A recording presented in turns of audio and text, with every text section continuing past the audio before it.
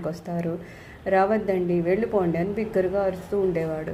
భగవాన్ ఇది గమనించి, నువ్వెందుకు వారిని ఆడవారనే భేదంతో చూస్తున్నావు? వారు కూడా నీ వల్లే పరమాత్మ స్వరూపులే అని చూడు, కలత ఉండదు అని మందలించేవారు. ఆశ్రమంలో తన కాలం దగ్గరయ్యే కొలది మాధవ స్వామిలో ద్వేషం పెరిగిపోయింది.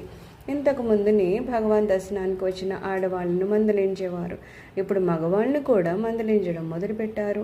జ్ఞానం కావాలని అనుకున్న వారు ఏ కొండ గుహలోనో కూర్చొని ధ్యానం చేసుకోవాలి కానీ ఇలా భగవాన్ దర్శనానికి వస్తే సరిపోతుందా అని అనేవారు. అంటే ఇల్లు వాకిలి వదిలి కొండ గుహల్లోనో మహారణ్యాల్లోనో ఆకులు అలములు తింటూ తపస్సు చేయాలని ఆయన భావన. ఇది భగవాన్ గమనించారు. మీకు లేని ప్రత్యేకతను వారికెందుకు ఆపాదిస్తున్నారు?